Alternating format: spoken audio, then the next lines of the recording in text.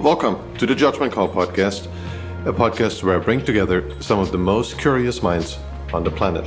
Risk takers, adventurers, travelers, investors, entrepreneurs, and simply mind-bogglers. To find all episodes of this show, simply go to Spotify, iTunes, or YouTube, or go to our website, judgmentcallpodcast.com. If you like this show, please consider leaving a review on iTunes or subscribe to us on YouTube.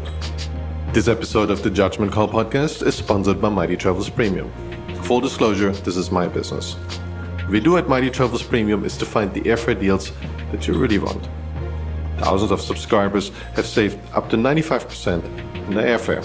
Those include $150 round-trip tickets to Hawaii from many cities in the US, or $600 life-flight tickets in business class from the US to Asia, or $100 business class life-flight tickets from Africa round-trip all the way to Asia.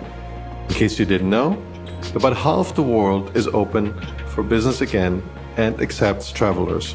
Most of those countries are in South America, Africa, and Eastern Europe.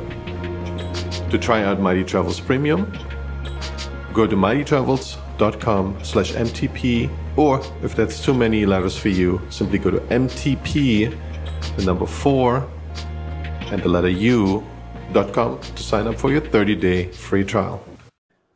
So Arnaud, you've been involved in pretty much anything I can think of that sounds like a lot of fun. You've been an officer in the Army, maybe not so much fun, but then you've been an investment banker, you've been an entrepreneur, you've been a stand-up comedian, you did your stint as a Hollywood actor, you also became an artist and hacker, and you are a public speaker, for instance, at TED events. How did this all happen? Was that something you set out to do when you were 8 years old, or was it more of an accident? I mean, two things. So I can give you the answer, what I think it was, and then what I thought about recently, actually. So I always had endless bounce of energy, and I wanted to do so much. I mean, I remember being 4 years old and being obsessed with American highways and just the intensity of cars. And I remember being 9 years old, the first time a friend of mine started learning Japanese.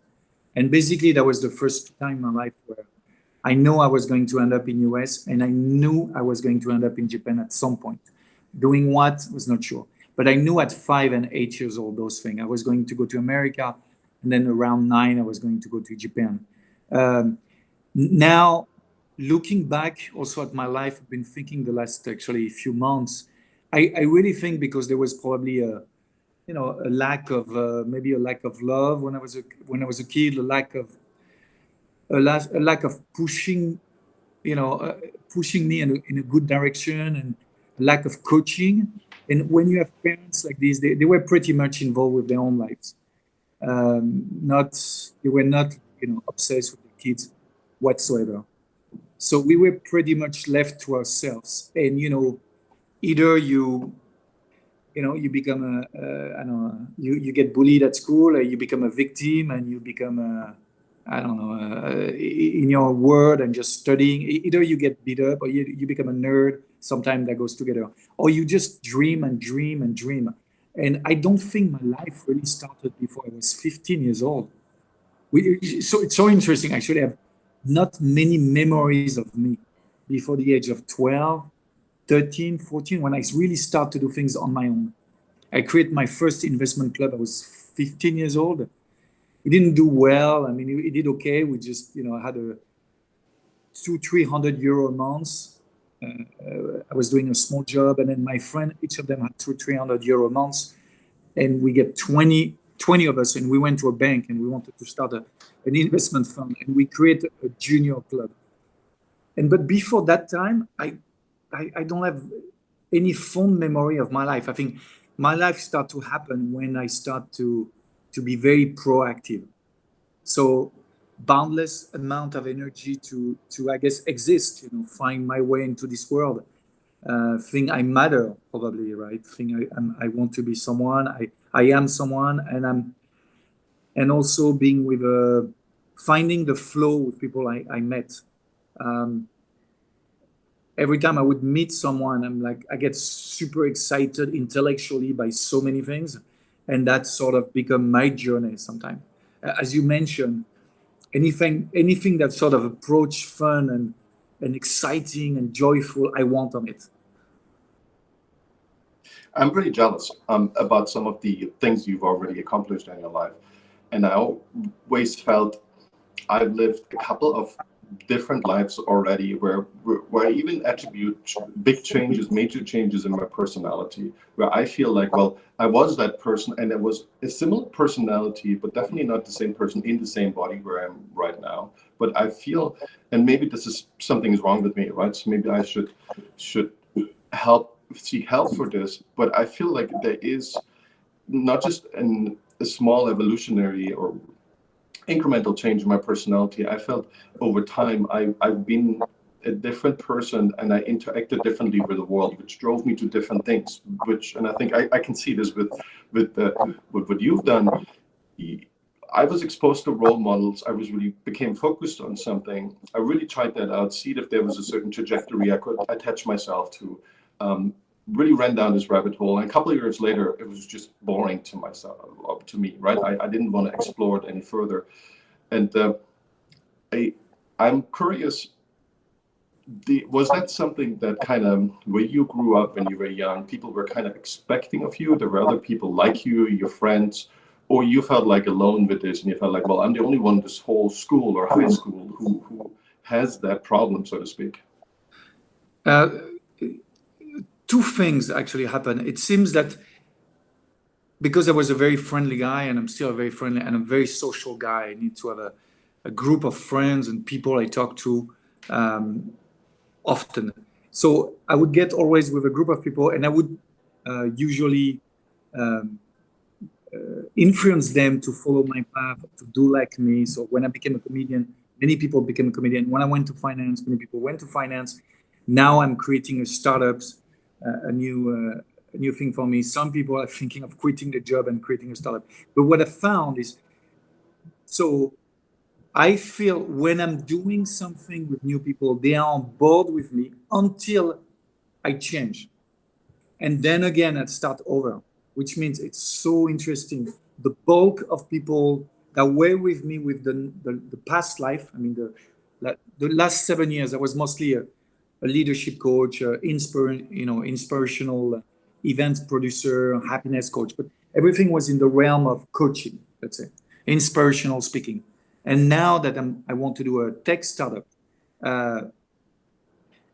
people don't get it, right? My actor friend don't get it. My coach friend don't get it. Why are you going to tech? You were a good leadership school coach.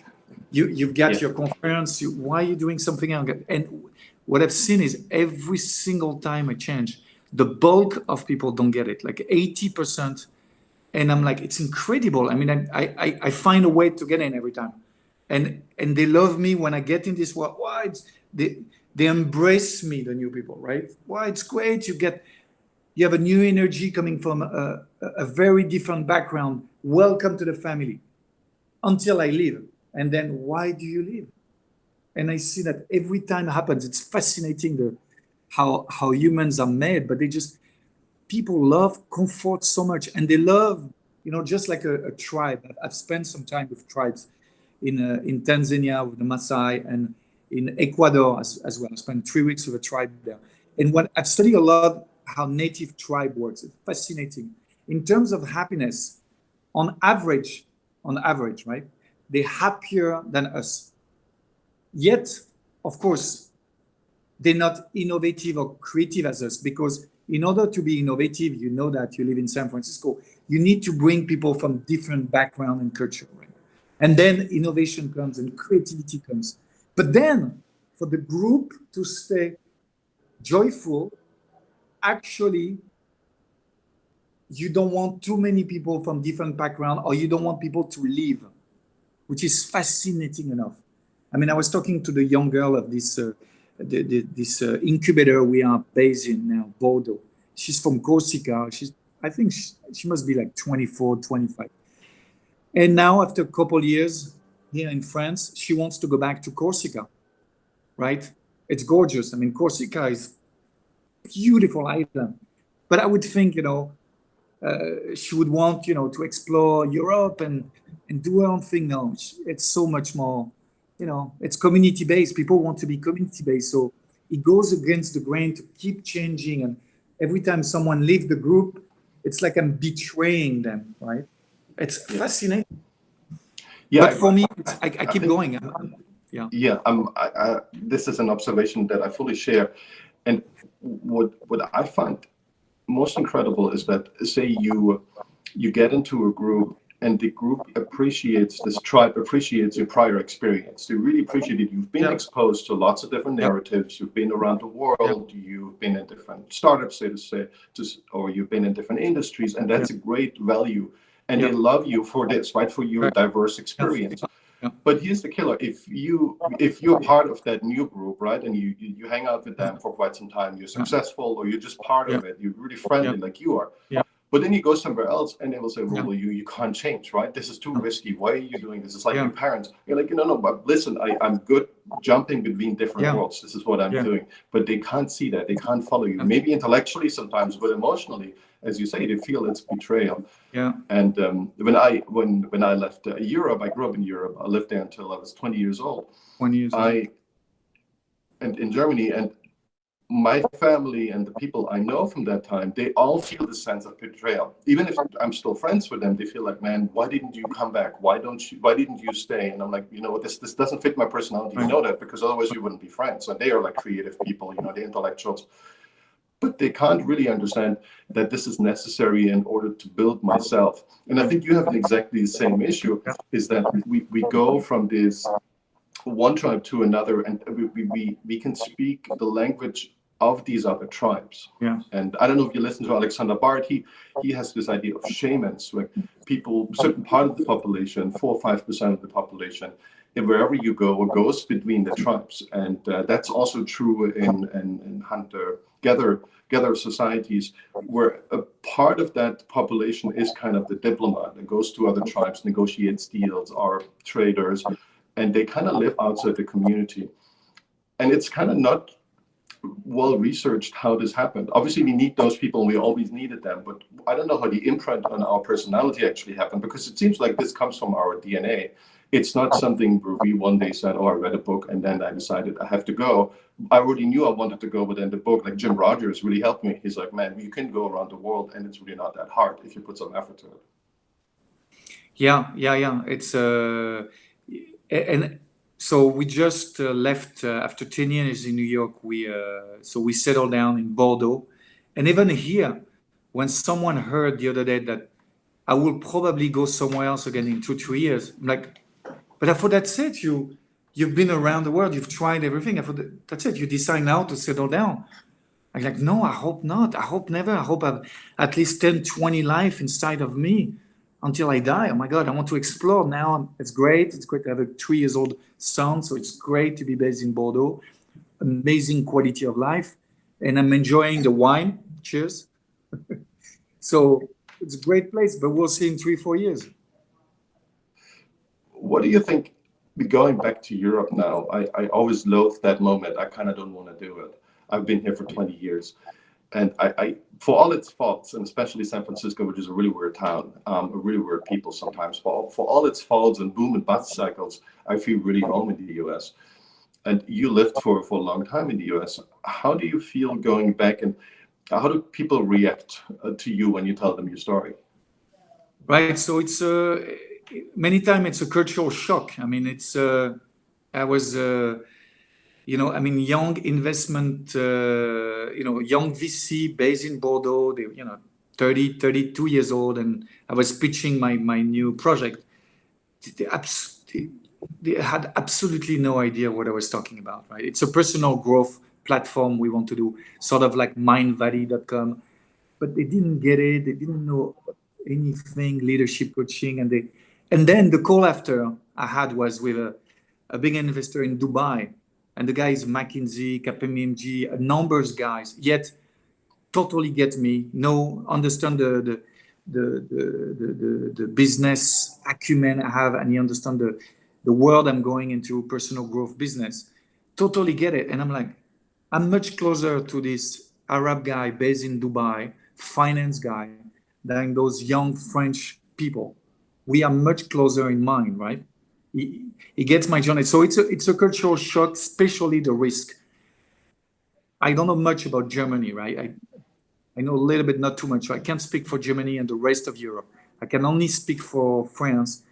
There is absolutely no notion of risk, right? It is the failing is like the most horrific thing you can do in your life. So people don't jump into a new career, a new journey until they're absolutely sure. I mean, the French system used to be brilliant, the education system, not so much now anymore. But still, 15 years ago, was still ranked one of the best in the world. But they would only jump in a career where they know they had either a family background or friends or the grade or the right school to get in. And still now, it's fascinating as a.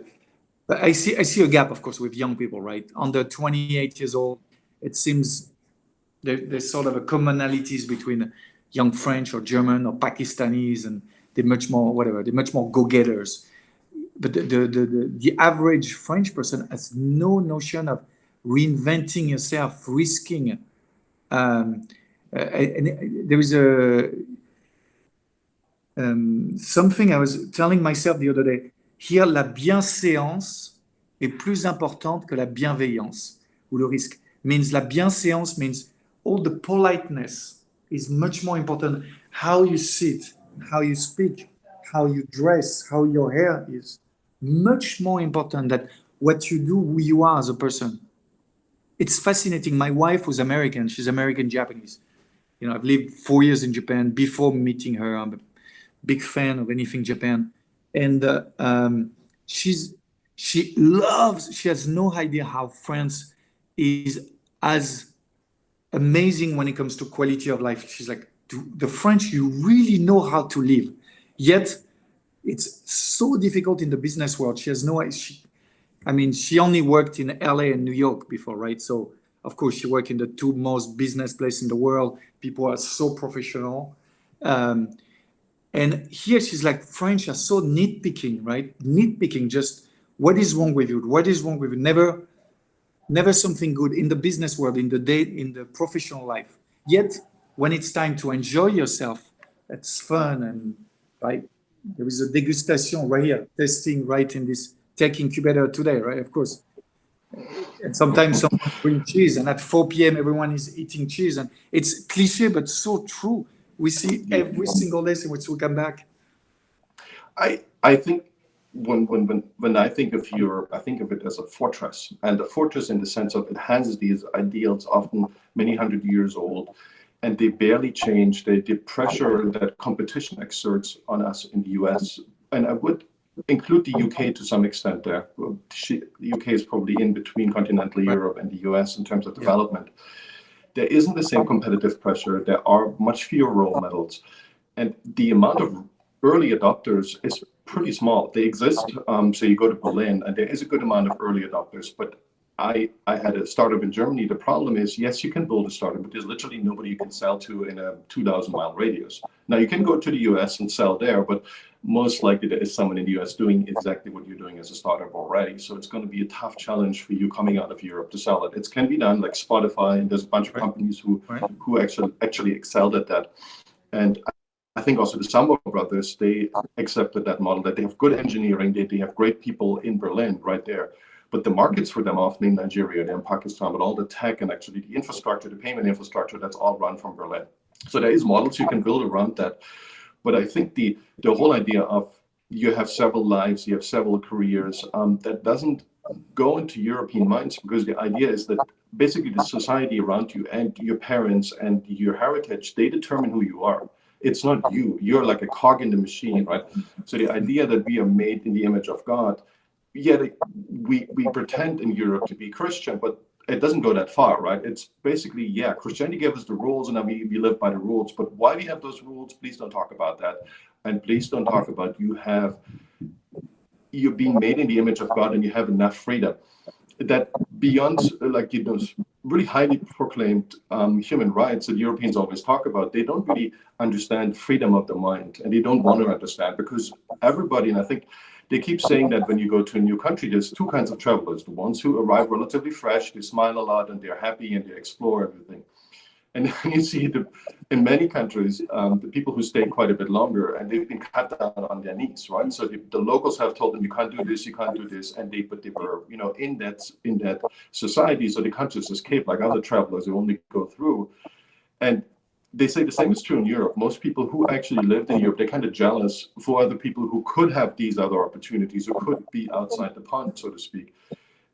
And they don't really want to hang out with them too much because they kind of are reminded of their jealousy. Like I'm not saying they're evil people. I'm just saying they feel something is missing in their life and something they would have wished for, and they feel in their mind could have achieved when they were younger. Right.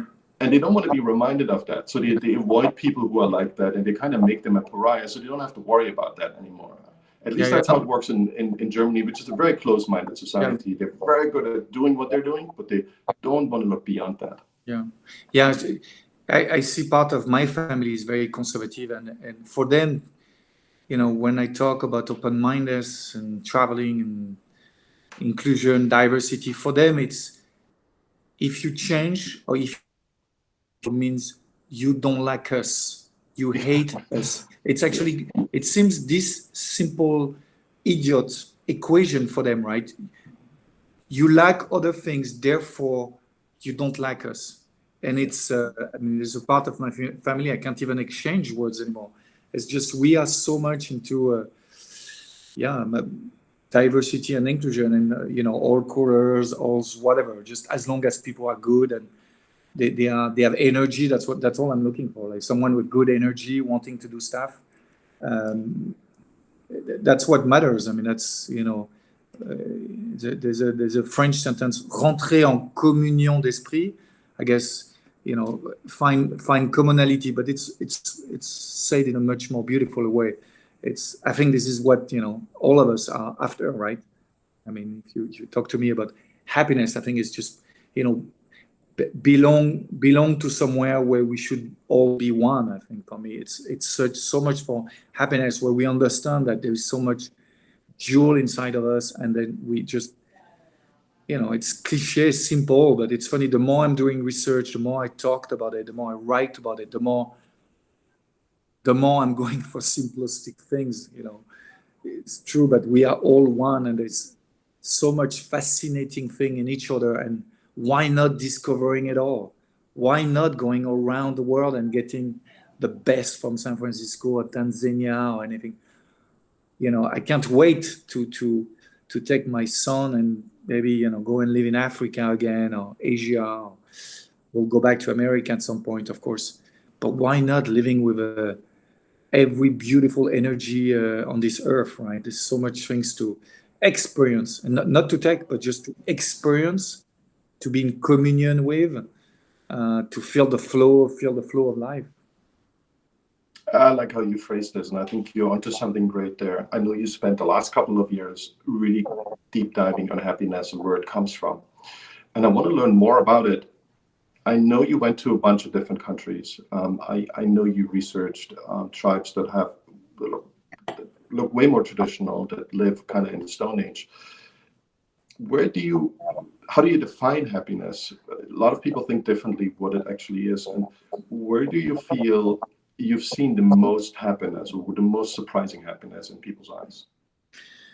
Right. So, of course, after researching so much, talking so much about it, trying to experience as much of it, for me, it comes down to two things: either the personal happiness or happiness at work. It's either searching, creating, looking, appreciating joy, right? Everything around joy. So either you find it, you appreciate, you look for it, but joy is very much part of your life. And because there's so much suffering in the world, and Buddhists would say it's all about suffering.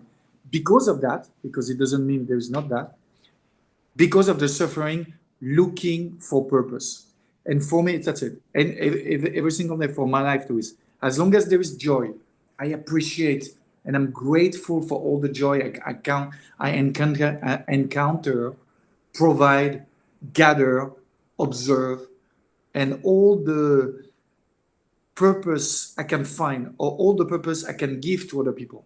So when I can give impact to people and I help someone on their own journey, right? And for me, if you get this to cover, right, so many other things, but if you get cover the appreciation, gratitude for joy, and the ability to look, understand, share your purpose,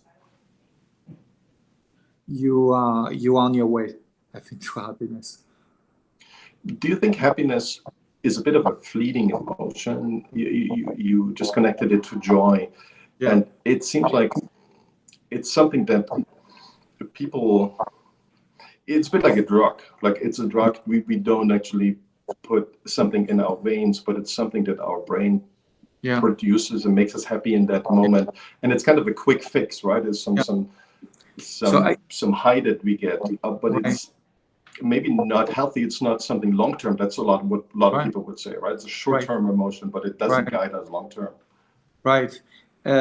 Right. Totally. As long as, again, you appreciate joy, but it's not the bulk, it's not the core of your life, right? For me, as long purpose for me is much more the core, right? The ability to give meaning to what happens around you, to happens to you, to happen what happens to the world. And again, so many people don't understand, what I've been doing in corporation as a chief happiness officer. They always think it's all about joy and just joy. And I say, no, but joy it is important fact.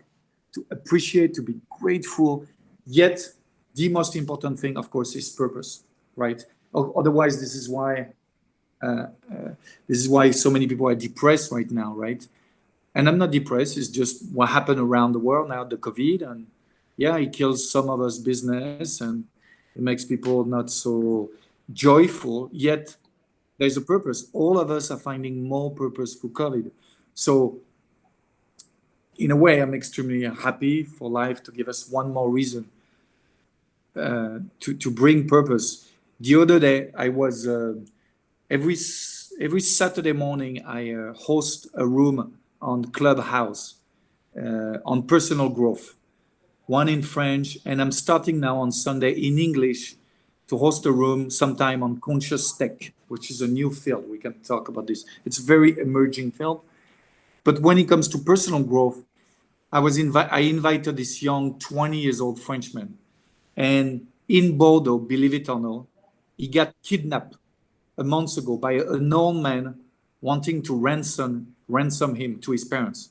He was just walking to the streets. I mean, we're not in Bogota here, we're in Bordeaux, very safe. So it happened everywhere. And the guy, he was just a normal guy, normal Bordeaux young guy. And he said, my life got changed. I got traumatized. I'm like, I can die.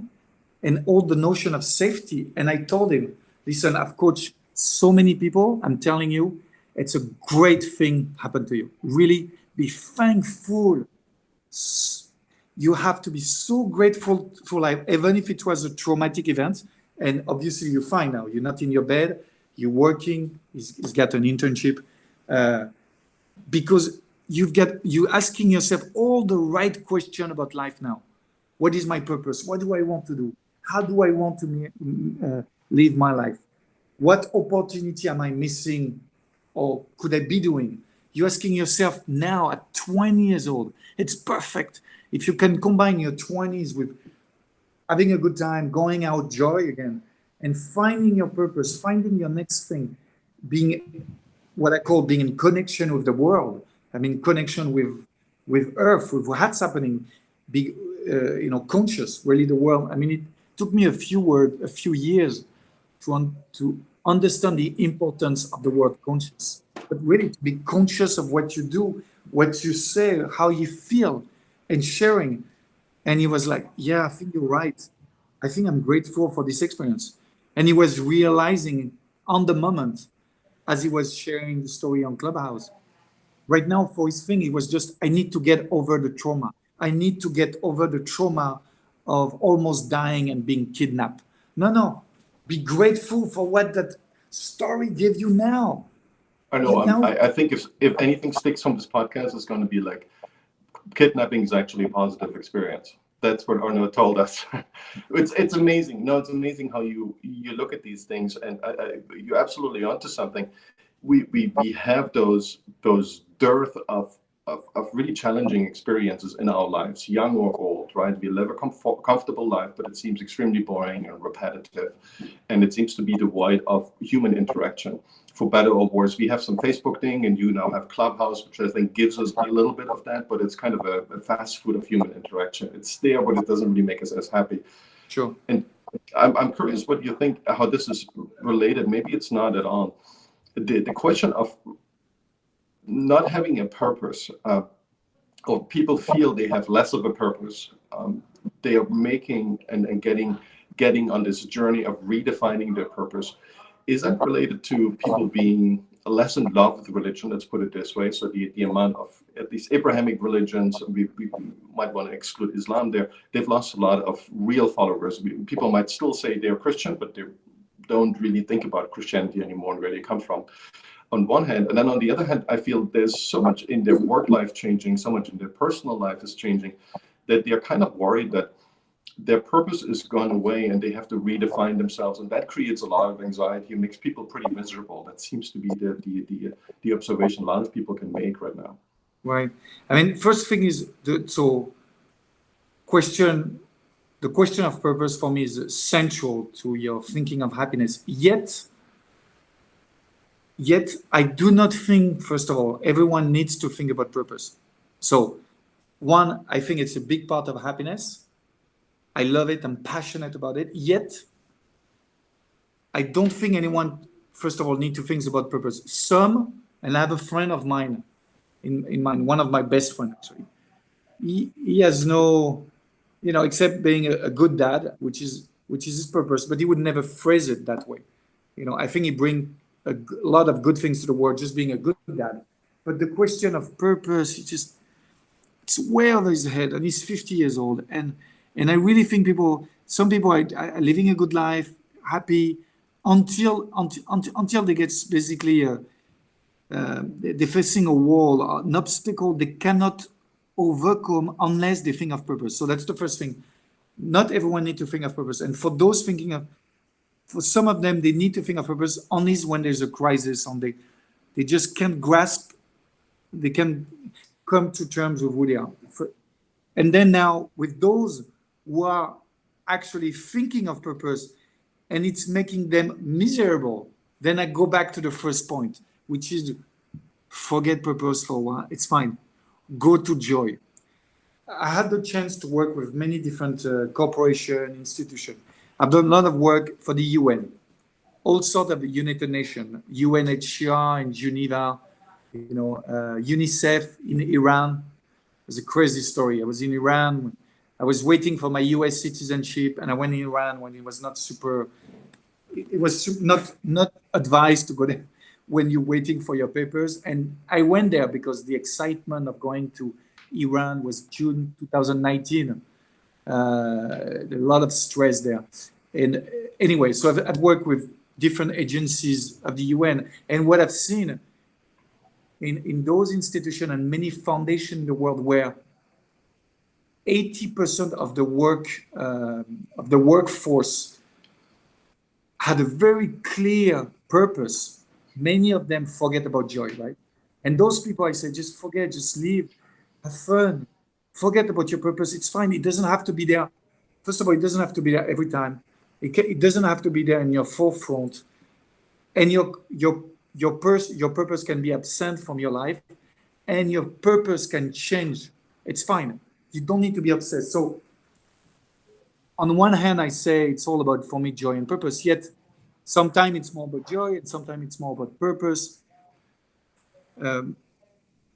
You always go back to priority. What makes you happy, right? What is the one thing you need to get clear in your head that matters most to you to feel sort of whole, in touch with yourself, in touch with the world? Is it spending time with your kids? Is it working on your purpose? Is it making tons of money? And again, there is nothing wrong with anything, and there is not even a priority to have for everyone. But it seems in many cases, having a priority and looking at your priority, what makes matter for me now, help you to get a bit clearer. So I don't know, it's a long answer to your question. I don't know if it makes sense, but hopefully it does. No, I love listening to you. So one thing I've noticed in my travels to a ton of countries is that countries that are seen as poor, that seem to have a lot of squalor, they turn out to be, and that's purely anecdotal evidence. I know surveys say differently, but from my anecdotal evidence, I felt that, especially, for instance, sub-Saharan Africa, there's a lot of happiness, there's a lot of joy in people's life. When I went to Malawi, there were literally 4-year-old, 5-year-old kids taking the bus from one rural area, from one village to another to go to their daycare or to go to their first grade school. And there was nobody helping them. There were no parents around. There were no caretaker around. They literally, hand in hand, stood there, waited for the bus, and then the bus would come. And it must be really safe. Otherwise, the parents wouldn't allow it. And it was just so amazing to see this army of children at 8 o'clock in the morning, just strolling around the city, and being very calm. Like, they weren't the children that I know in our daycares here that kind of run across the street and feel like they're invincible. No, they were like little adults, but they were extremely cute. Yeah. And I thought that's pretty amazing in a country where we think, oh my gosh, it's really dangerous, right? Malawi is being seen as a dangerous, poor country, which it is, but it's kind of on a different level. So I saw a lot of joy in moments of, despite the poverty, in moments of people's lives that I rarely see in the developed world. When I go through San Francisco, yes, there's a lot of great stuff here, but people look super depressed. Now they have their masks on, they all only look down, they don't look anyone in the eye, all they want is just be left alone with their cloud world, right? Yeah. And I interpret this, and I might be wrong with this, but I think I'm onto something. I interpret this as their happiness and their overall path in life. There's something wrong with them. Maybe there isn't. They're probably very successful. They're probably making a lot of money, $150,000, doing whatever they're doing for a tech company. But from my point of view, it looks unhealthy. It looks like I live in a mental institution, so to speak, and not in an up and coming successful city. Yeah, no, I have to say the same thing. I mean, I 2011, that's when I started to do some storytelling coaching, and we were doing volunteering with my wife next to Moshi, next to the Kilimanjaro. And I had never seen a happier kid. I mean, they were so happy, and we didn't have kids at the time with my wife and I. I remember one of them, and because they were so poor, and one of them didn't really have parents taking care of her. She was like 3 or 4. We asked the village, could we maybe, would she want to be adopted or something? If there is a need, of course, just to provide. Maybe, I don't know if it's a better future, because we were seeing them so happy, and then we're like, oh my God, but they're so happy, but yet most of them, they're going to be just farmers. So with our, white mind, maybe just think, oh, so maybe we can provide a good future. But then they seem so happy. So it's true that, but I've also studied and I spend a lot of time with Africans. Of course, it's not all roses, but while they were at school, I have to say, yeah, much happier than any kid we've seen anywhere. I mean, my son is 3 years old. We see the other kids. We were in New York and now in France, so we see they're nothing like I've seen in Africa. Same thing when I went. So I've seen the more joyful people in the most dangerous place. True, and because maybe it's such a resilient kid, because they know how tough his life is. I mean, it's true that the best time I had in my life, right, was with people in Mexico, with people in South Africa, in Cape Town, in the middle of the tribe, nowhere in Ecuador. And there was some tough things. We've seen some crazy thing in the tribes, yet, because not all tribes are happy, yet there is I don't know, it's because those people are used to see much more crazy, horrible thing from a young age, and the parents not baby them, right? Sheltering them, that they have to see, they're forced to see the beautiful in the world. But to answer your question, yes, in the most dangerous place in the world, I've seen the happiest people, hands down, for sure, right? The most miserable people I've seen in my life were in New York. And that's why I told my wife after 18 months in New York. I say, I don't want to stay. And we stay another 8 years because she found a good job. And I say, okay, I'm going to work around the world. So are you okay to be, maybe 1/3 of your time alone? If you're okay, we stay in New York. I want you to be happy. So I was based in New York while I was working across the world, right? And I had my, it was a very balanced life like this. My wife was happy. I was happy. But every time I would go back to New York, I mean, people would just, complaining and just with their amazing 200, 300, 400K job, while it was coming back from a country full of nothing, and they just embraced me. I mean, I went to Pakistan and I was scared to death, to be kidnapped or something. And of course, they welcomed me with open arm, and many workshop I did. The poorest country treat me the best. We had the best experience. They really wanted to learn from me what I had to say because probably because they know the value of something, something that is good, something that is rare, right? I've seen it often and often. And then when you have everything, you don't want to go further. I mean, we see that in Bordeaux, such amazing quality of life, but yet people, because of that, they're not as often as creative, as innovative. But we take the best from everywhere, right? My wife is okay. It's a 3 years journey. We enjoy the wine on weekends, and then we try to, we'll try to find the like-minded people. Some in Bordeaux in the international community, and some overseas. So yeah, it's fascinating. So happiness. I want to mention something else because there is something called the happiness DNA. I don't know if you've seen that or came across that. It's a fascinating topic. So studies have shown, right, scientists, sociologists, philosophers, those who have done data analysis, right? I've not done data analysis. All my experience is people have worked, the tens of thousands of people I've worked with. But all of those who've done data analysis, it seems there is a happiness DNA, which means some people are really, really born with the happiness genes, which means no matter where they're born in the world, what sort of parents they have, they will be happy, right? That's the people who they lose a leg, tomorrow there's a car accident and they have no more arms, whatever, and they're still fine. They lose all their money, or they're fine. They keep going. The resilience. I mean, we could almost call the resilience DNA because the more I see someone without the resilience aptitude can't be long-term happy. There is no long-term happiness. For long-term happiness, you need this ability to bounce back from drama, from failure, from trauma. But I have to say, I keep making a point that happiness, no matter how controversial it is important, right? Again, the way I understand it, which is joy and purpose. And for this, yes, and it doesn't mean that you have to go after what only bring you joy and smile and money, because that was not the case of my life. It's a really good one. Someone told me once, say, always look for effort, not comfort. It's a really good one. And I've looked for effort. I mean, it sounds fun, but I went to tribes of Tanzania or Pakistan, and sometimes it was tough.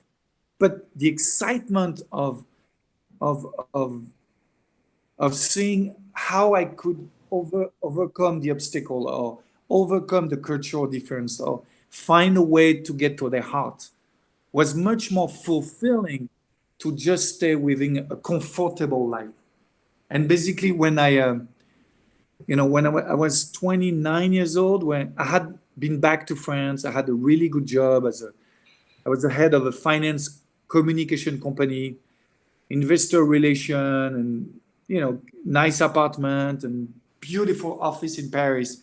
And I remember I was going to turn 30, and I'm like, oh my God, I'm getting very comfortable once again financially and set group of friends. If I don't change now, that's it, I'm stuck. And that's when I decided to go to America and try my hand at acting. And fact, thanks God I did it.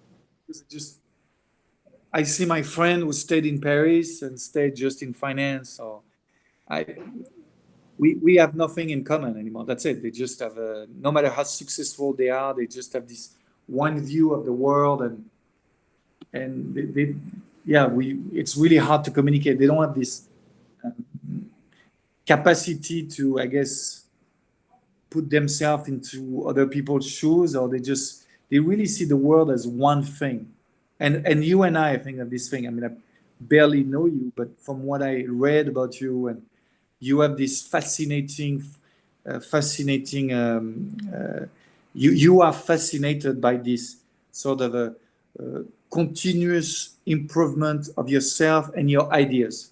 You try to challenge your ideas. What else is different? I mean, you know, I, I was invited on French TV by a guy who absolutely think everything I say is bullshit about happiness, and I asked them bring him back. I want a third round. We need 2 rounds, and he brought his argument, I brought mine, and I said I want to meet him again, and it's gonna make me just a stronger guy into what I believe. And the guy is just so firm in thinking that there is no place for happiness at work, right? Because it's part of the work I do, right? I work on personal transformation, but I also work in the importance of happiness at the workplace. And for me, it's all about having meaningful, respectful conversation, being safe, right? What Google call psychological safety. That's what basically happiness at work is. It's just you are safe to be yourself. You are safe to be an emotional person sometimes, of course, with constraints at work. But basically, it's just about being yourself. I mean, 90% of people are not themselves. They're living on autopilot. They just this big executive woman I'm coaching in Bordeaux, and she's 50 years old, very successful career, and now she's realizing she has no idea what her life has been about. She has no understanding, no self-awareness of her decision, her style, her rhythm in life. And I'm like, what a shame, right? Of course, I'm coaching her and I've compassion and I'm helping her, but I'm like, what a shame. She spent 30 years since she went to university just on autopilot, right? She had a good career, but what was it for? I think you really showing that one of those major issues of our society, and I feel sometimes we are this weird cult, this Old Testament cult that broke off from the rest of humanity and just became these hive people. We can barely exist in the wild anymore. I don't think any one of us can. They have a TV show where one guy exists in the wild. That used to be the default setting, right? So this is when you look at Alone, the TV show I love. There is a winner, and he typically makes it 90 days without any external help, and in his own little shelter. But it's something that was a default, to an extent, a default survival mechanism for us all. And if we would only last 90 days, that's a pretty terrible score, right? We were talking about 60, 70, 80 years. There's more people around us, but still, you lived in tiny groups. And I feel this cult that we created has been very successful in moving their lifestyle towards technology into a cultish belief in technology. And I think we went through different stages, and Christianity was a stage in between, and now we are getting closer to AI. Probably this is like the core belief in that row of religions, in the sequence of religions that we've been building, and that drove us there. And what we've lost, and I think we're just not in harmony with nature, and the DNA that we have imprinted wants us to be in harmony with that, and we're absolutely not. I mean, our life doesn't resemble this. It's a comfortable life, and there's a lot of technology in it for better. I think most of us wouldn't give it away, and we all want our coffee. We all want good wine. We want good olive oil. So there's a lot of technology that helps us, but it has really messed with our mental health. And I'm not sure I think the world goes through these cycles of self-help, right? So it seems to be this happiness maybe isn't really teachable. You said earlier there is a DNA for some people who are always happy, irrespective of what happens to them, right? They go to war, they lose all limbs, and they're still good. But I think there's 95, 99% of the population, they don't have that gene. And the question is if we can teach them, if we can appeal to their consciousness and make them happy that way. And I think this was the solution so far, that we kind of, and you just had that example with the women, the executive who has been in a company for so long. I think what we've been doing, we've been drawing up these role models. We told people this is what you should do. I mean, you had a choice, and especially in Europe, that's very popular. You have a choice of 10 to 20 different models, and you decide when you're 18, you can't switch, because once you look outside of that little box that was made for you, you're in trouble, because then you're not motivated anymore. You don't fulfill your role anymore. And I think this is the European system. I think it's also very popular in Eastern Asia. You drop these people in the box, and then by the time they retire, they realize, oh crap, this box was artificially made. I never reached my potential. But I also never had to face the serious questions of life, right? She's probably at that age now that she's starting to realize that. But for most of us, the 20s, 30s, 40s, 50s are filled with children and bliss, but bliss in the sense of we are unaware of where potential lies. And I think this is where the internet now comes in. It raises all these questions. We have time to think about it. We have, productivity already went up. We're a little richer. And now we all wonder, oh man, what is actually my potential? What I want to see the world. I want to see how other people interact with the world, what they're up to. And then I want to choose all the best things that make me a better person. And I want to do this in an as positive manner as possible. And I think a lot of today's confusion stems from this, that we are realizing these boxes might have been actually beneficial to us, but they weren't ideal for us. So the decision that we could make is always better than someone else makes for our future for the next 30 or 40 years. And that will take a couple of years, right, to deal with this. It will take the next 20, 30, 40 years to deal with that. Yeah, to your point of having different models, role models, and not to be in the box. First of all, there's a funny anecdote. I was in China in 2009. I spent 1 year there, and I was directing a comedy movie, but I also had a grant from the Chinese government. And I was trying to study Chinese 2 hours a day. And I still remember my Chinese teacher, and she was like, because I could never do the kanji within the box, right? You get those small square box when you repeat the kanjis. And I said, I can't, the box is too small. And she told me, maybe Arnaud, in your life, it's time to learn to be in a box. And she was not even making joke. It was her reality. And she could not understand. I could not draw, and so much my personality. You cannot put me in a box, even my writing, right? Second thing is the importance of showing different models to young people. We built, I don't know if you've seen, but we've built an event, my wife and I, called Stand Up for Passion. We did this event across the world for 7 years, right? Until COVID hit, of course. And what we did is we would take 7 personalities, 7 different stories of transformation. I would cast those people. We would coach them on how to tell the story in public. And we would present 7 people, 7 minutes each. No PowerPoint behind, no photography. So it was like a TED Talk, but deeper. And it was not about a story that can change the world, but a story that have changed you.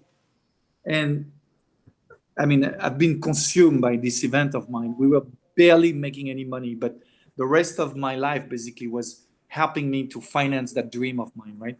And when I was doing corporate work, I could finance those almost self-finance events, even if we had some sponsor. And what we saw was every time in the 7 people we would cast, the amount of diversity in their life story, in not only in their life story, but the way they approach the world. Every single time, the biggest takeaway the audience would take, an average of 250, 350 people in the room would say, oh my God, it's amazing how there is no one way of doing something. Every time. I mean, it's like, yeah. And I was like, yeah, obviously, there's not one way, but it's such a reminder for most people. There is not one way of doing something. And even where you are. For instance, San Francisco, a friend of mine, very, very smart guy, had been in San Francisco for 20 years or so, and he was not doing so well. At some point, I mean, he had like 2, 3 times, he had been CEO of top startups in the video games industry, and he was doing well. And then, I don't know, about 8 years ago, it started to, it was not working for him anymore. But he did not want to get out of San Francisco. He's like, Arnaud, I'm a tech guy. I have to stay here. But he was miserable. And thanks God, last year he moved. He's somewhere else in the States, enjoying his life. He's got a new work. He was, in his mind, he only has to stay in San Francisco, right? It's like a fashion guy only wants to stay in Paris, or an engineer at MIT, or whatever, you name it. And those people say, you know, it can only be there, right? Or something else is, there is only one outcome possible. I fail or I win. So many people, when they enter a journey, that's why they don't enter, because they only see this by the cognitive bias that it's either a win or a lose. I'm taking my own example. So we're starting a new project, right? Starting Humanava. We online 2 more live. It's a personal growth platform. And of course, I'm building so it can be a very successful website, and I think we're going to do well. But in the back of my mind, I know, because I've been it so many times, that no matter what, I'm going to learn so much about myself, the world, people I'm going to meet through that. It's going to be amazing, and whatever, something going to happen because of that, which is totally unexpected for me, and it's going to make me grow. And I do not know what it is now. For instance, when I choose to become I know, crazy, right? A happiness specialist, 2014. I mean, it was a crazy idea, right? We are in February, March 2014. And I say, I'm going to be a chief happiness officer. I send an email to 2,000, my 2,000 contacts around the world. No one answered. No one. No one. A guy took me out for lunch in New York, where I was living at the time, and a French guy, a French entrepreneur. And he's like, so tell me about this happiness thing you're doing now. What is this? And I explained to him, you know, when I found my happiness, I went to tribes and tried different things, and I think people should be happy, and even in company. After I had explained to him for 30 minutes, he's like, okay, I get it. It makes sense. I thought you went nuts. I thought that's it. I know he's nuts. He's tried everything in his life, and now he wants to be a happiness coach. And I'm like, okay, so you're not crazy. And he probably he probably verbalized what 90% of my connection was. I don't think, maybe that's San Francisco reflecting on me, but at some point I feel like being crazy is a good thing. Yeah. So the definition of mental health is obviously you conform to the average. There is no other definition. We don't have, like, psychologists don't really have a picture of what's healthy. They only compare you to the average. Right. And you clearly are not in the average Right. bell curve, right? So you're somewhere in the extremes of that distribution. So I don't think the immediate thought pattern would be you are crazy. And I think you should take it as a compliment. Yes. And yes, maybe there's a real reason behind it why you do this, and it's logical. But in the end, it's going to take forever to explain this, right? So either people will eventually get it and they will realize, whoa, you were onto something years before they even thought about it. Or maybe you were just crazy, and that's okay too, right? So a lot of crazy people did some amazing work in their life, right? Yeah. There's a lot of artists, and there's philosophers, and there's authors who are definitely not in the average. And I think this is good. Well, I had this discussion, I think it was with Simon, and we talked about, well, why do we still have sociopaths? Why do we have psychopaths? Why do we have lots of criminals? And also crazy people, right? Why are they, after so many years of selection, we've selected positively for the people who are seemingly not crazy, but we still seem to have the same percentage of crime. It doesn't really change over the generations. So it seems like there is something good in all these people. And while this sounds a little crazy, right? Because San Francisco is a city where nothing is enforced. Everyone runs around and takes fentanyl right on the streets, and my kids see that. On the other hand, I feel maybe this isn't so bad, right? Maybe this is growing up and seeing reality as it really is, and not being coddled and just looking at, an ivory tower. Maybe there is something to it, but it's hard to see that at some point. I'm really worried by it, and I'm really curious. Maybe we can go there, about your time in Hollywood. I think everyone in Silicon Valley, rich billionaire Mark Benioff, or not so rich, dreams about going to Hollywood, which seems to be the one thing everyone wants to do. And it seems to be impossible to hack. There's a lot of money that's being burned, usually Silicon Valley money. YouTube brings a lot of money, then it's being burned in Hollywood, and nothing ever comes back. So Hollywood seems to be this cultish sect that creates this new religion. We have moved it so far up in our way of thinking, but money is only produced by relatively few people in Hollywood, a really small old boys club, old boys network. Now, it's not just boys, but it's a relatively shielded insider club. How did you get to Hollywood? How did they receive you? And what did you learn from your couple of years of experience there? So Hollywood was so important to me that now every single day I have sort of created a mantra for myself. And I go through the letters of the alphabet from A to Z. And each letter means something. So when I get to C, I think of California, and I'm forever grateful for what I learned in LA about stage and storytelling. I mean, we can talk. I spent 6 years there, right? For me, I mean, let's start from this. What I got out of California is first, yeah, I'm grateful for having the guts to live there. I went there with, I don't know, maybe what, 15,000 euro in my pocket at the time from France. Right, that's all my saving at the time as a young French executive. Not much, and it took the guts. I had a good career in France to go and live there. So I'm grateful for having taken a risk. Then, what I learned there on stage. I mean, I did a lot of things. I was a director and screenwriters and actors. I was on Gilmore Girls and a few episodes and a bunch of commercials and many more independent movies. But the bulk of my time, my career in Hollywood, spent on stage doing stand-up comedy. And for me, what I got as a stand-up comedian was a way to connect to people, fascinating, a way to, I guess, to feel what the room feel like, what people think of me.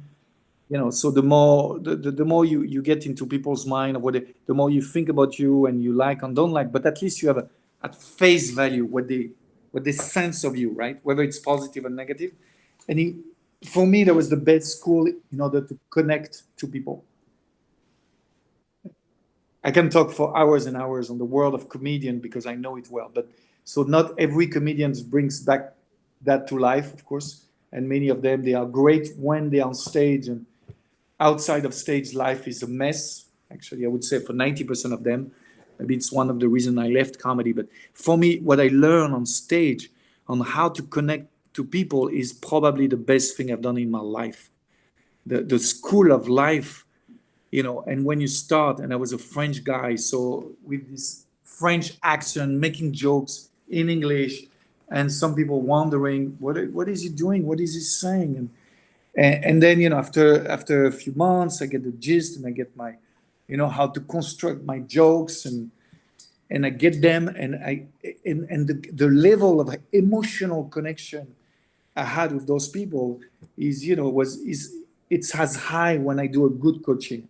There's very in terms of emotional connection. I don't know, there's maybe when you're on stage, when you maybe making love, or when you are coaching. For me, when you're coaching someone, you're really helping her to understand his or her life and really making a switch, a conscious shift. For me, the intellectual connection, I mean, intellectual and heart connection I have the public was something amazing. And once you touch that as a comedian, it's just, you really touch gold. And this is why many comedians, they addict to stage, and even they don't, 99% of them don't make any money. They just, every night to get this 20 minutes of connection with the public is just phenomenal. So what I've learned about myself, the world, to learn the culture of a country. There's nothing like stand-up comedy, right? To learn where America is at now, or if you go to France and you listen to French comedy, and I bet it's the same in German comedy. So what There's I no learned, such thing as German comedy. We all know that. I know a guy who does comedy in German. Actually, I like this one. So I would love to study, for instance, even if I don't speak German. I would love to have a translation, because it really gives you an eye into the country. It gives you like an entry point into the cultural mindset of the country. So first of all, what I learned in comedy in terms of connection to people, storytelling, of course, the art of making a story, of building up the emotional stage. So I've coached hundreds and hundreds of people doing public speaking. I was a jury just this very Saturday on the best French, if you want, public speaking persona, and it was fascinating how you see so much personality when someone speak on stage. Um, I mean, we can talk for that. It's another topic on the stage persona. So I learned about stage and storytelling so much, and then the craziness of Hollywood. Yes, getting into movie and acting, and because there is no logic there. At least in the business world, at some point, if you do things right, if you hire the right salesperson, you pivot enough, you're gonna make an entry point. I mean, you can sell. You might not be Bill Gates or Elon Musk, but you're gonna find a way around. Hollywood, there's no such thing. There's no logic, right? It's a mix of talent. It's a mix of luck, of encounters, but it's fascinating for that. I mean, I do miss LA. It's it fits my personality, right? I would love to still be based in LA. I love the creative minds I found. Actually, who I found the best, the most creative guy is a German guy, Werner Herzog. Yeah. Right, the director. I love this film. I've seen every single of his film. I think there's maybe one on IMDb I've not seen. I think he's made 25 movies, and the guy said himself. I've seen him speaking on stage, and he said, "For me, it's a very creative town. It's what contrary on what people think, and they think it's a superficial town. Whatever. It is also a superficial town, and there's so many reasons of that, because many actors and creative person are lost soul. They really lost soul. They're people with a good heart at the beginning. They want to be in touch. They want so much to connect to people that they lose themselves. They go to drugs and crazy sex, or just be abused, and because they just so want to be recognized. And I didn't lose myself, but I certainly had that drive to. I wanted to be heard. I wanted to be seen. And I remember the day I had this feeling. It's a country of a lost soul. I was in a party and I was talking to this gorgeous girl, and she was like late 30s, and she had passed this point where most likely she's never going to succeed in LA, and she probably had come with so many dreams and a beautiful and naive heart, and which I think for me is a great thing to have. But it was like she was going, like I've seen so many guys, just on the way down. She used her 20s and early 30s to try to be someone and be seen and be heard, and maybe doing the wrong thing. So now she was a bit sad and depressed, and even though she still had a beautiful face, her energy was so sad, right? It was just like, oh. And it's really, for me, it's a city of lost soul. And then you have those sharks and business guys going around and using it. But then there's also the most beautiful jewels, because they still make amazing movies that make you think and change the world. And I mean, I don't know if you saw the movie, the last Disney movie called Soul. I've not, no. It's unbelievable. It's It's a cartoon movie. It's on Netflix. Yeah, Netflix. I think it's on Netflix. Oh, no, I guess it's on Disney Channel, right? It must be on Disney Channel. It cannot be on Netflix. On the Disney, Disney portal. It's anyway. Find it. Soul. It's just, oh my God! It just, I mean, I love storytelling. It makes you move, like you just forget the world, who you are, and all of a sudden everything makes sense for 90 minutes. So I really love LA. I mean, I love the creativity, the everything. After a few years in LA, everything else seemed easy. Like, yeah, I mean, I lived the LA thing, right? I was in the grinding, and I was doing, stage at night and audition during the day and trying to party at night, and working out like everyone else at the gold gym, trying to look beautiful. So I've been through the sequences of vanity and everything. So it's sort of an acceleration of life, and in a way, I can say I get it out of my system, part of it, not all of it. So it's, for me, it's a accelerating story of the world, of how people are. I mean, and I love to listen to the up and down of people in LA. At least they lived, right? And I can picture a friend of mine he must be now, this guy must be, I don't know, how old is he? Must be like 55 still, like he must be like 55 years old. And I still remember talking to him, like, maybe it was 5 years ago. He was 50 years old. Very handsome French guy. I mean, like James Bond face. The guy had been an actor and male model his whole life. Really gorgeous guy. And I remember, I'm like, don't you want to do anything? Just like, I don't know, like a real work on the side, or at least writing, or just, and his whole life was about basically, chasing women and appearing on film. And he had some minor success, but nothing big. And he's like, just Arnaud, you have no idea the ability to just be free and doing exactly what you want, you know. And for this, I admire him, right? I don't have the intellectual conversation I can have with you and my friends in New York City, big startup entrepreneur and fascinating engineer. I cannot have the same conversation yet. It demands respect. The fact the guy went through the keep doing through the ups and downs of life, just to try to, to touch what he is at the very bottom of it, right? He follow his freedom, he follow his heart to the end of it, right? And if he dies in LA, having no kids and just following his dream, but at least being free and in his own word, doing what he wants. So few people do that. So and then I mean, I can talk about so many things in LA, but I'm so really, for me, grateful for the years I spent in LA. They were not always easy, but just for those emotional connection I had on stage with people, and I had some minor success with some.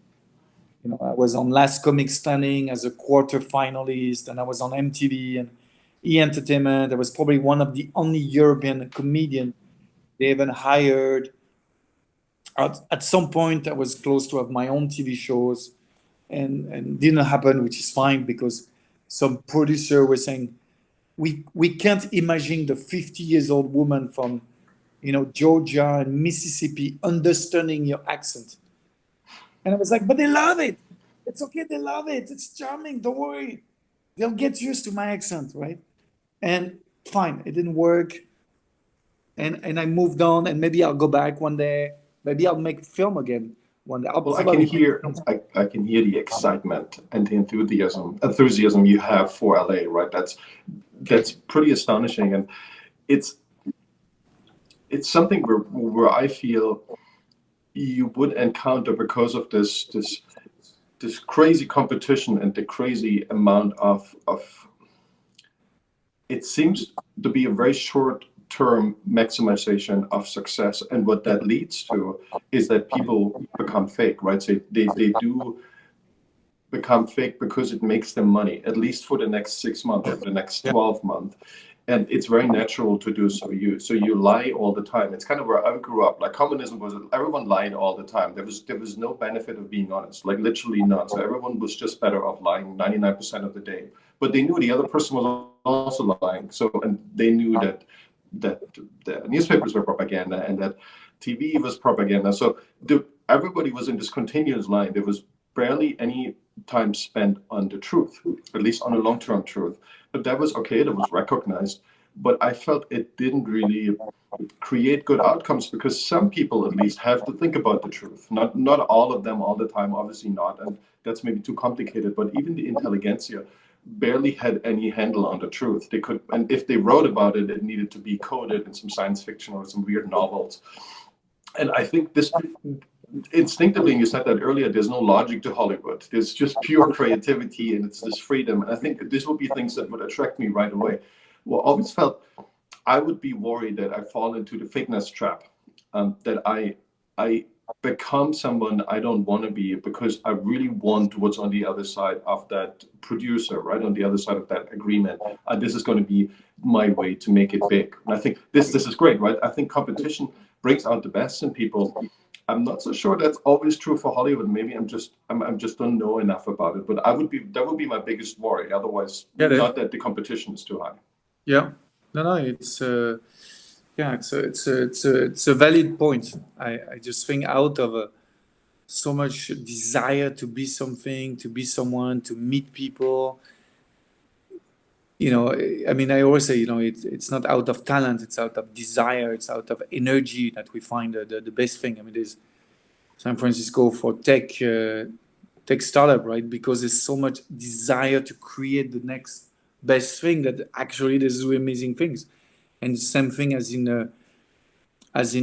New York, as in LA for creativity and film. So much to be said. We could go.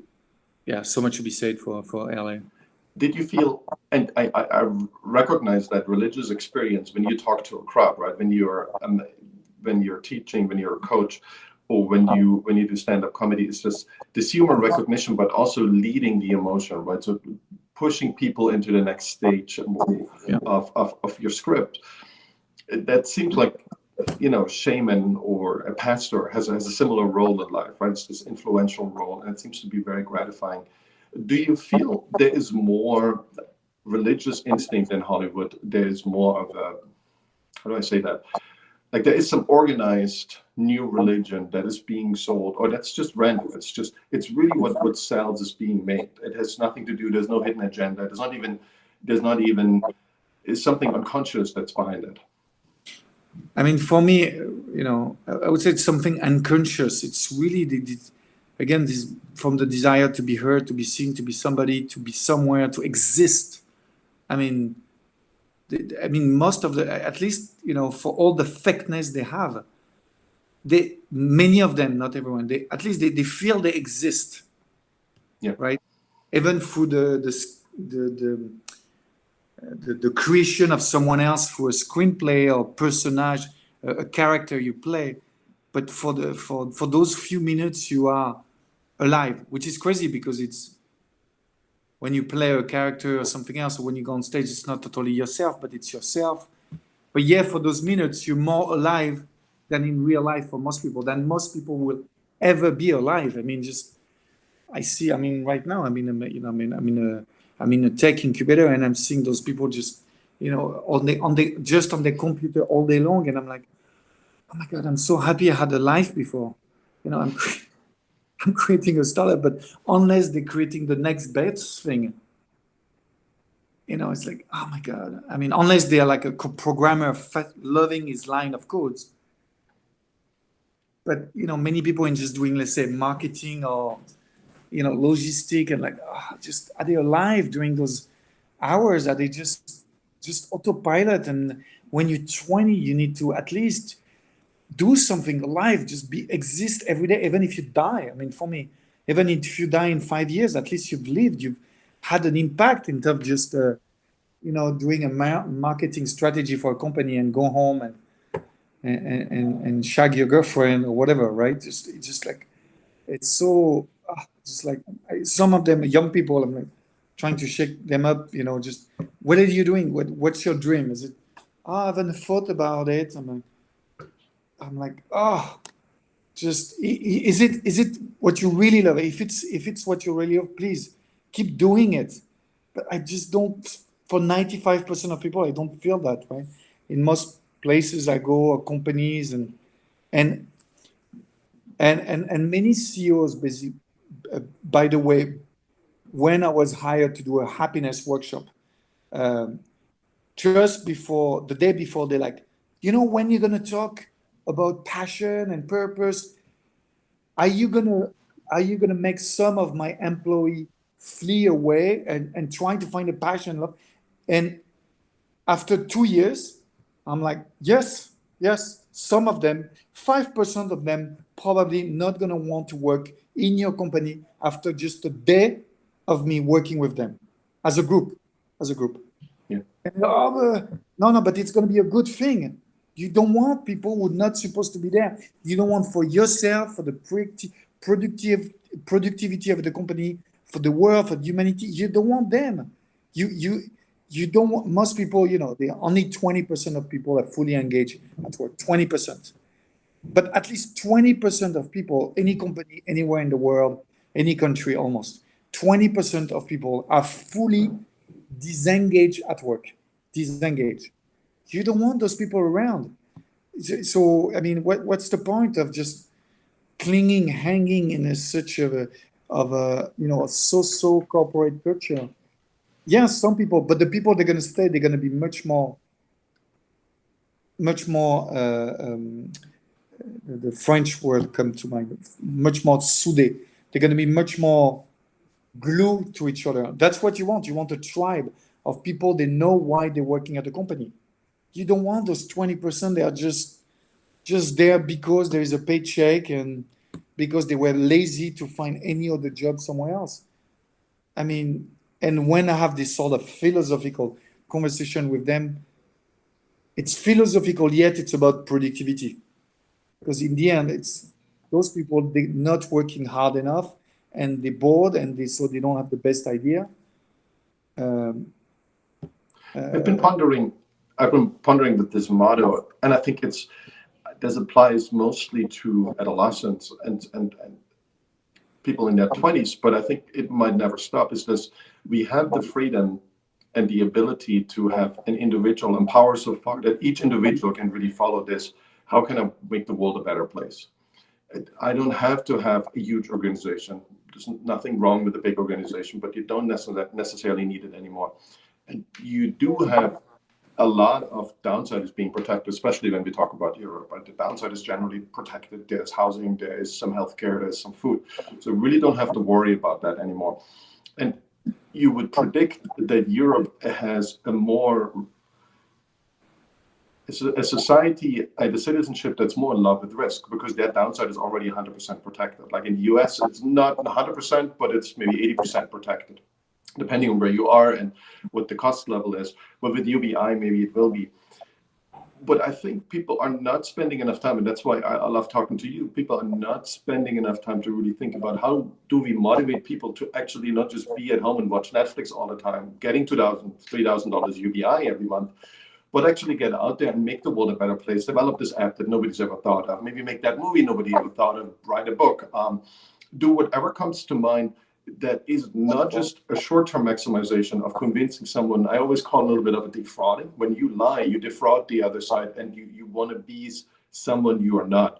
But which is okay to an extent, fake it until you make it. But there is a point of no return where you become a person you didn't want to be. Instead, try to settle on something where you feel you can make an impact that nobody else has. And that's hard enough because there's 9 billion other minds out there. We have to first find out what they've done so far and add a layer to it. And I always felt like platforms like GitHub, they're really nice for this. I know coding it looks really weird, right? You're like a Hive person.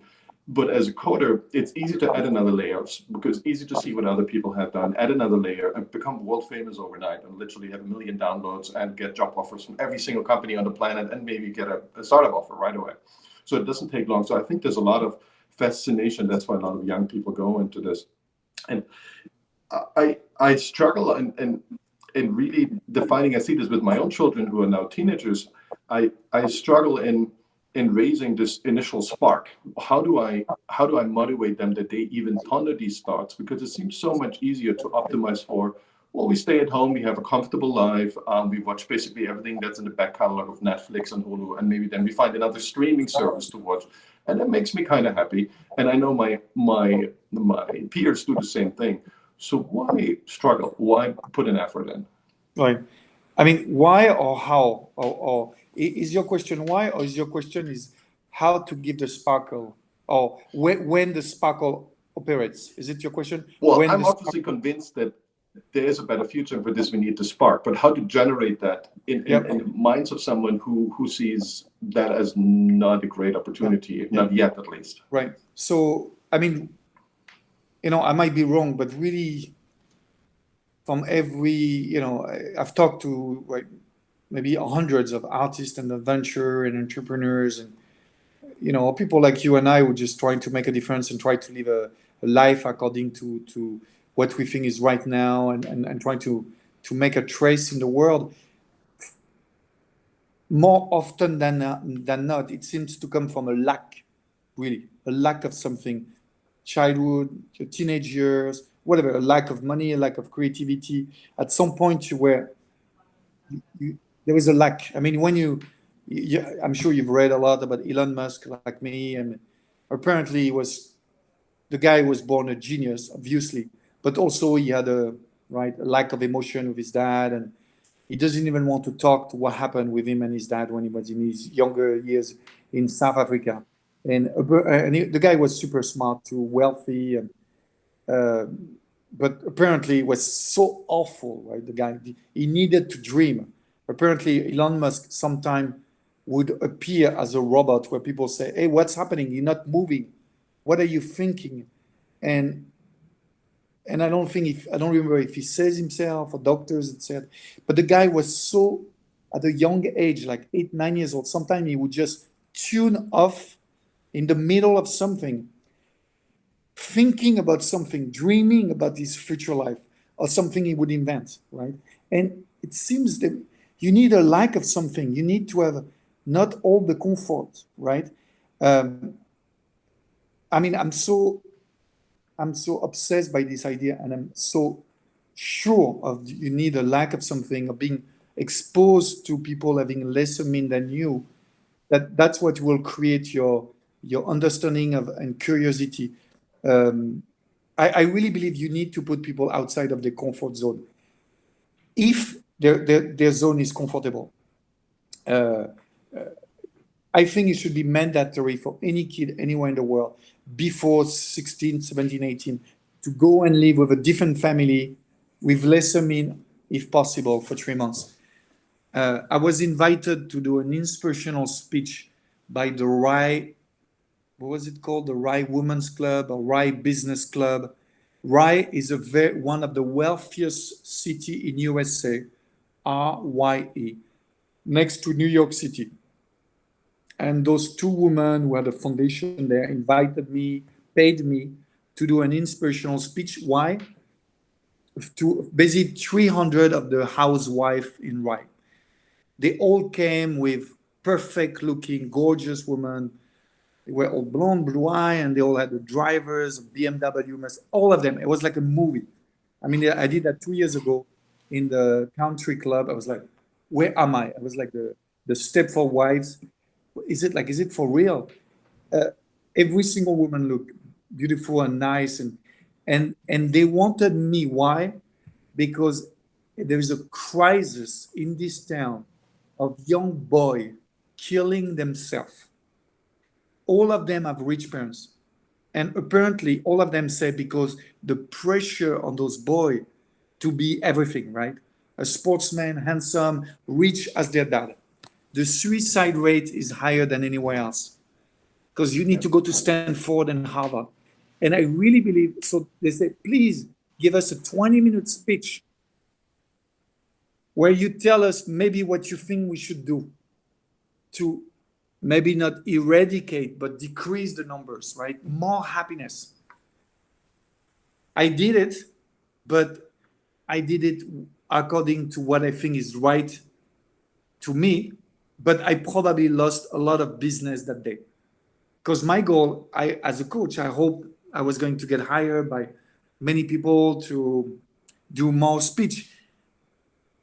But I told them the truth. I told them, happiness is about joy and purpose. And I do believe for the young men in this town, for the young people, if they want to have a chance in life, no matter what they want to do, they should go and experiment for a few months early on in their life. What is it to have no means? For instance, for you, it's very easy to send your son in the Bronx, for 1 month, 2 months, and make them live with $500 a month. I lost the crowd for the very first time in my life. I lost my crowd. Yeah, they must have thought you're crazy. They thought I still remember some of those women getting up and leaving the room, and I was like, but I did it consciously. I even told my wife. My wife said, I'm not sure you should put this sentence in. I'm like, but it's really this is easy what I believe in. Yeah, it's really easy to say, I keep saying I want to send my children to Ethiopia for a year or to Malawi, and just they have to, I give them a stipend, but it's like a minimum, like you said. But it's one thing to give this as a conscious advice to my conscious self, and one thing is to do it to your children. You can't. It's so difficult. I understand that. Think about your daughter. Just leave her with her grandparents maybe for a couple of years. It's going to break your heart. You won't be able to recover from this. Irrespective if that might be better for your child. You have that problem that you feel so much sorrow and guilt that it's hard for you to live with this, and that's how I feel now. And it's a quandary. And I think as parents we underestimate how emotionally we involved. We are not making good conscious decisions for our children. What we do, we make emotional decisions that we feel are good for them, but they are often different than what we would do with the same age children that are not ours. And it's this asceticism. I think it's a great. I feel that when you go on an adventure or when you grow up, it seems to be so much easier when you start from nothing, right? When you're poor, and then the adventure is so much easier for you, and it's probably so much more rewarding. And I had George Dyson on yesterday, and he is the son of Freeman Dyson, who's really famous in physicists.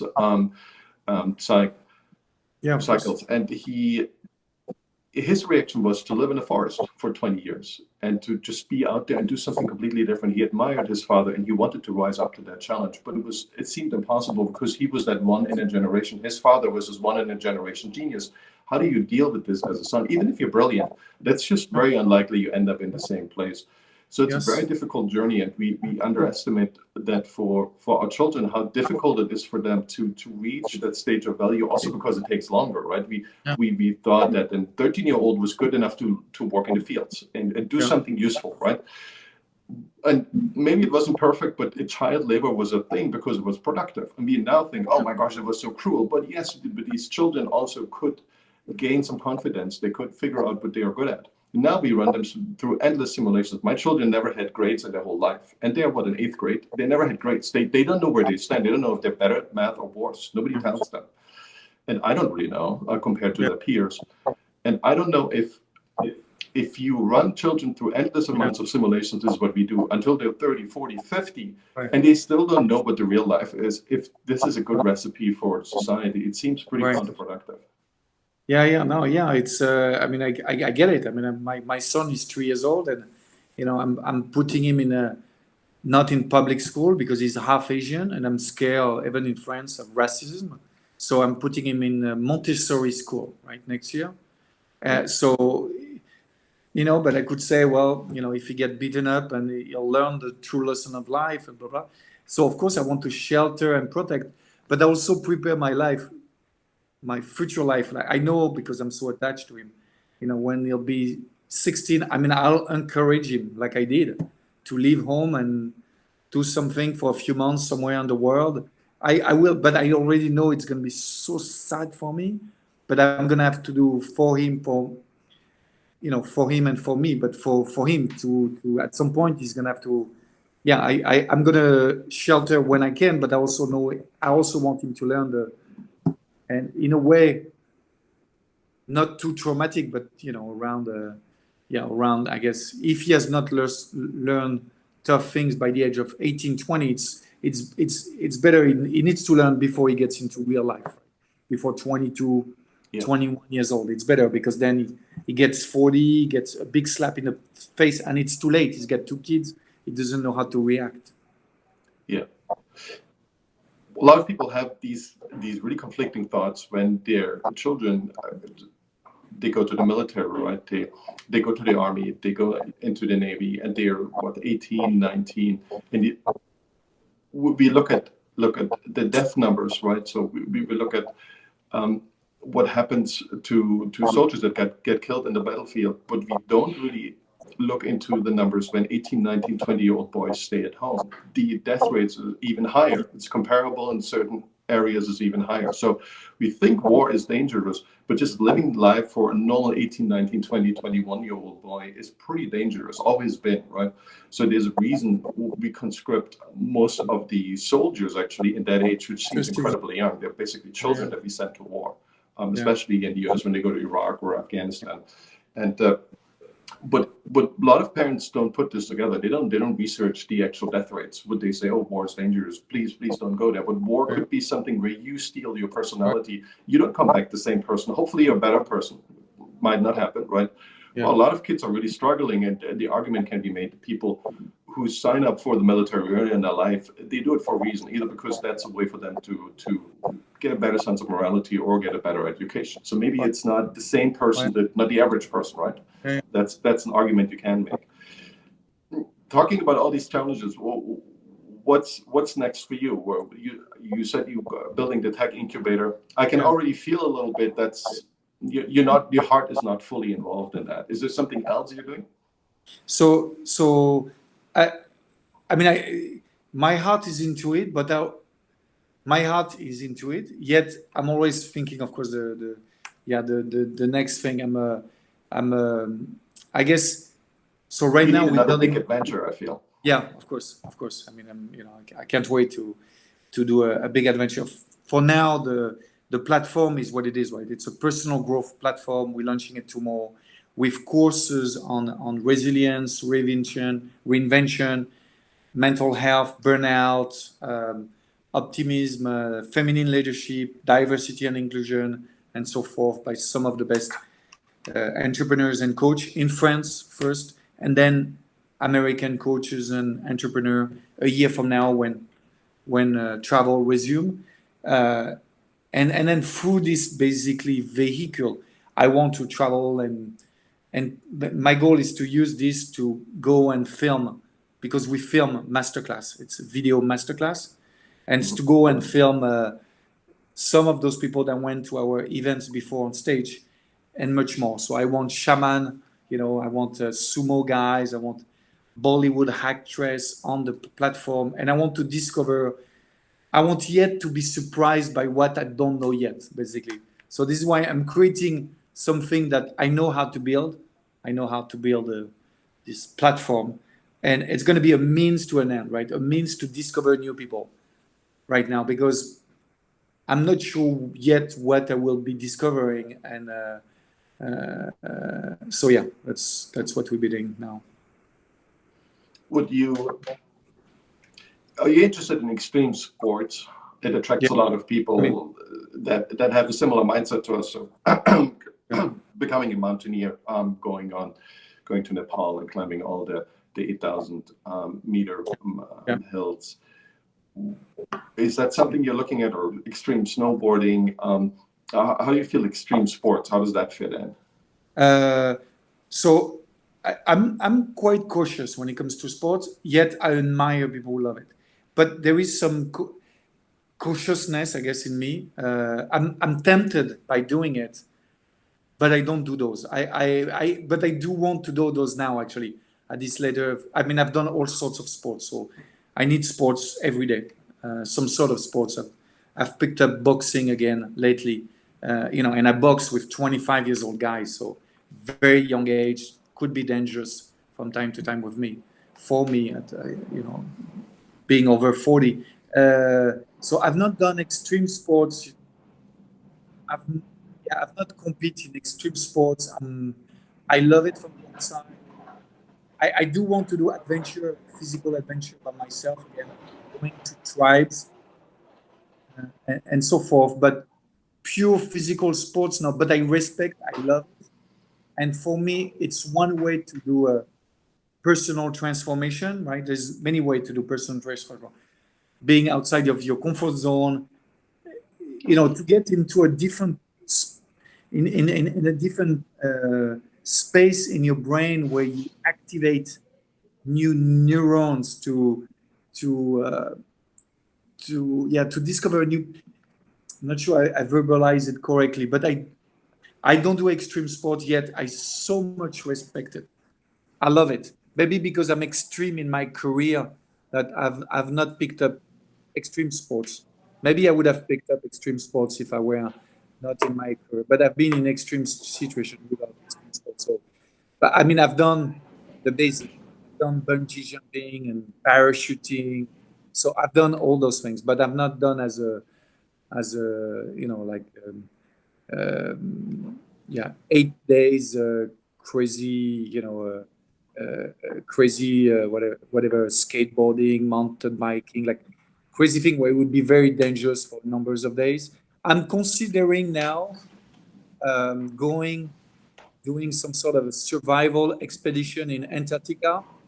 And actually, it's a guy you should interview him. His name is Jim Niels.